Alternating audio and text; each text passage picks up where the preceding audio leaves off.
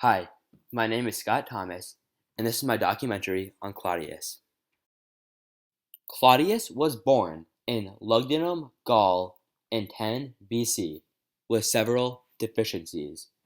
He was born with a limp, stutter, partial blindness, and partial deafness. When these problems became evident, his family shunned him from public life.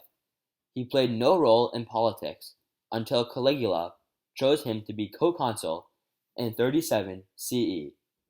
His family's acts of shunning him may have inadvertently saved his life and allowed him to be the Roman emperor. Many other nobles during the approximate time period of Claudius were killed due to their high status. Because Claudius was excluded from public life and had a limp, other potential enemies did not view Claudius as a threat and therefore did not kill him. As the Roman emperor, Claudius had many notable achievements. First, he completed many ambitious building projects, including a large harbor. Second, he conquered many lands, including starting the conquest of Britain. Third, he made many changes to the legal system and helped to increase legal fairness. Last, he passed laws to reduce the abuse of slaves. First, Claudius was one of the most ambitious builders in the Julio-Claudian dynasty. Claudius was very focused on transportation and built many new roads. The most famous new road that Claudius built stretched from Italy to Germany and was over 860 miles long. He built multiple canals, but the two most famous canals connected the Rhine River to the sea and connected the Tiber River to his new harbor. It is important that Claudius built new roads and canals because they helped in transportation and communication. Despite all of Claudius's other building projects, his most famous was building the port of Ostia. This was a sheltered port that could hold over 100 different ships. During the off-season for traveling in the ocean, many sailors did not want to travel and carry grain and other goods back to the Roman Empire. Therefore, for many years, Rome and the provinces suffered from grain shortages, famine, and drought. The port was successful and reduced many future famines. Second, Claudius was motivated to conquer foreign lands. Although he was the fourth ruler in the Julio-Claudian dynasty, he was only the second to expand the Roman Empire. Claudius helped to annex 6 new provinces, including Thrace, Noricum, Pamphylia, Lycia, and Judea. In addition, Claudius also began the conquest of Britain. Britain was targeted as an area of expansion because it had great wealth.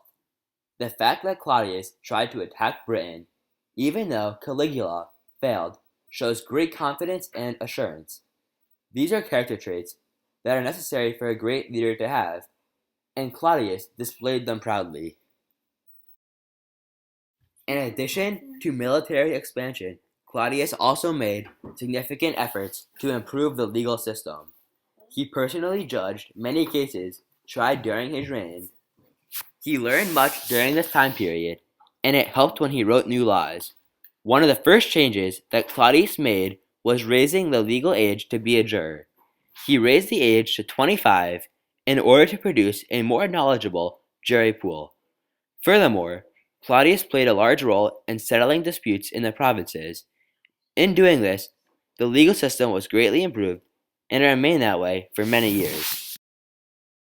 Many of the more famous laws he created involved the well-being of slaves. For example, one law he passed forbade owners from killing their slaves. If an owner killed a slave, the owner would be charged with murder. Another law was passed that related to sick slaves. If a sick slave was abandoned and then the slave recovered, he was issued freedom. These laws made a significant difference in Rome and helped to save many slaves' lives. Despite Claudius's many positive enhancements to the Roman Empire, he made one vital mistake. Instead of holding an election for the next emperor, he personally chose his successor, Nero. Nero was the son of Claudius's fourth wife, Agrippina.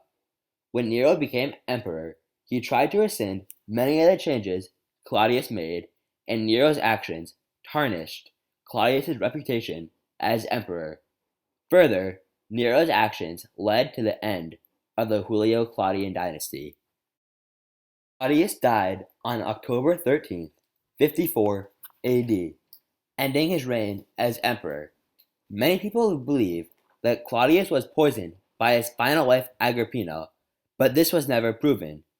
It is also possible that Claudius died from old age. In conclusion, although Claudius had difficulties early in life and was never taken seriously, he rose to power and became the Roman emperor, and while emperor, had many notable accomplishments. Claudius's rise to power and success surprised many people and demonstrated that in life one should never give up pursuing their goals, as they can always be achieved.